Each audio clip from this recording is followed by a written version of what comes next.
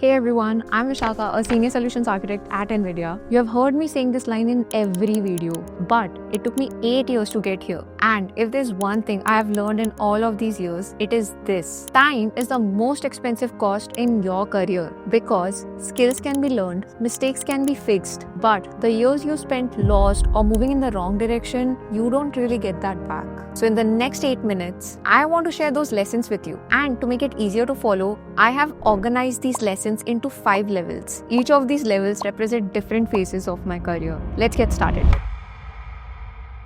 Before I get deeper into this video, let me give you a quick life recap. I didn't start with a computer science background. I was an electronics engineering student from Chhattisgarh who moved to the US for my master's on a loan and did multiple part-time jobs just to survive. In my first year, I felt completely out of place. Everyone around me seemed better in coding and I was just trying to catch up. I taught myself software step by step and finally landed an internship. I thought I was finally on track until my manager moved me into a cloud migration project. I didn't even understand what cloud meant, but that unexpected shift became the starting point of everything I do today. After graduation, I moved into DevOps and then finally joined AWS. That's where I went deep into production systems, earned my promotion, became a subject matter expert, and learned cloud the hard way. But I also went through years of visa uncertainty where my future felt completely unclear. And around the same time, a Google recruiter reached out to me. Then I moved to Google as a customer engineer in New York, worked with major accounts, received a top engineering award, and then moved into strategic AI. And now in 2026, I'm here at NVIDIA, working at the intersection of AI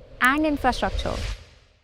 Level 1. Access. I moved to Amazon as a cloud engineer. It was a post-sales support role, my entry point into big tech. I had about a year of DevOps experience plus cloud experience from my internship. Nothing fancy here, but that combination got me in the door. So don't wait for the perfect role. Start where the door is open. For me, it was support. In this role, I worked with multiple customers, debugged production systems, learned how enterprises actually deploy applications, and learned what system designs actually look like when it's applied. Most importantly, I did a lot of troubleshooting. During this time, instead of mastering all the AWS services, I focused on a selected few that were DevOps focused, and I became a subject matter expert of CloudFormation and AWS X-Ray. This focus made me the go-to person for these services and also helped with my promotion. So key takeaway here is be strategic around your career path, look for the entry points, and staying close to the keyboard builds a foundation that a lot of people miss. So stay close to the keyboard. Level 2. Building that credibility. At Amazon, support wasn't a fallback plan. It was my way of figuring out what to do next. Considering I was an entry-level engineer, I was still figuring out what I really want to do in my tech career. Now, this role was customer-facing. It made me practice a lot of communication skills and be more proficient in my technical skills in a way that I can explain someone, like I'm explaining you. So when you can articulate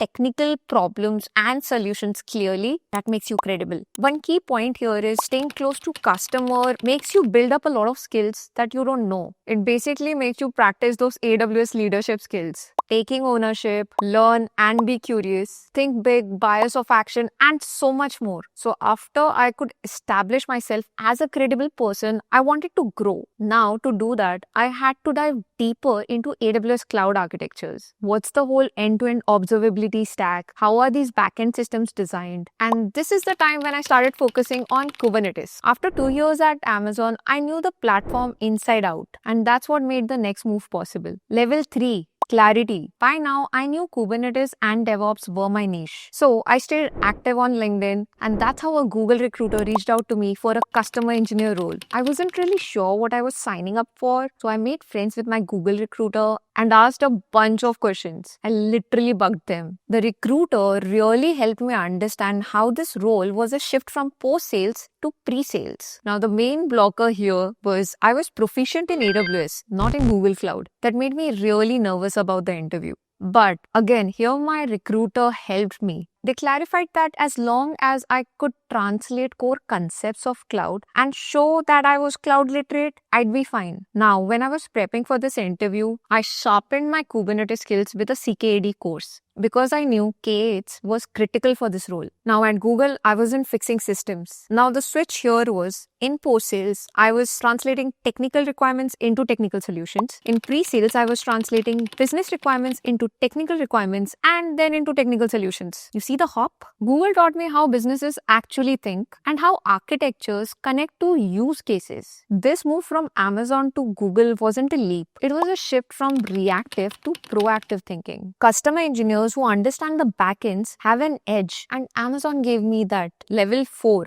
Acceleration. Once I joined Google, I did not slow down. I used certifications to accelerate. Professional Cloud Architect, CKAD, CKS. I started using the certification-based structured approach to level up. They also filled a lot many gaps that I didn't realize I had. Now for this role, I had to work a lot around my presentation skills and communication. So I started searching for mentors, scheduled random coffee chats with people, learn more about the business and how I can actually grow in the role. Remember, this was a new territory for me. I was more hands-on and here I was more business plus hands-on. During this time, I worked on major accounts, earned recognition as one of the top customer engineers, and eventually moved to the strategic AI work. Now, when the AI era came into picture, it's like life before internet and after internet, same, life before AI and after AI. You cannot really just depend on your Kubernetes skill. You need to upskill, understand what training inference is, understand the workloads, and dive deeper into it. The key lesson through this phase was growth accelerates when you invest more than just technical skills. Communication, mentorship,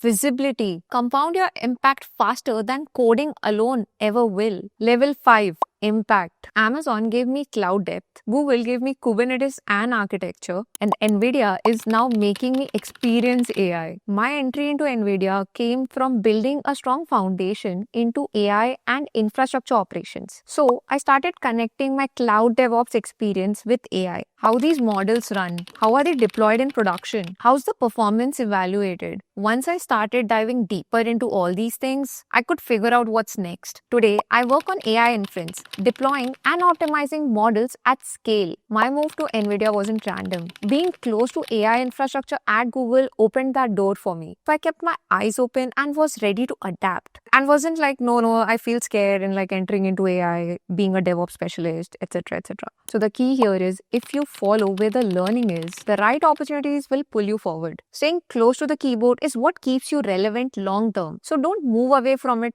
too early. And now looking back, Amazon support gave me a lot of credibility that no certification ever could, because obviously depth comes from doing, not just studying. The path from Amazon to Google to NVIDIA may look easy because I'm coming from big tech, but trust me, it wasn't. Every interview gave me the same chills, kicked in the same imposter syndrome, and every interview failure in between gave me a lot of experience. Every offer letter and rejection letter compounded into the next. In the end, it's not all about titles. It's about what each step teaches you and what you do about it. So your career is not built by chasing trends. It's by making the right decisions early in your career. You don't need to know everything today, but you do need to be honest about what you're learning and why. If you found this useful, share it with someone who's trying to figure out their tech career path, and I'll see you in the next one.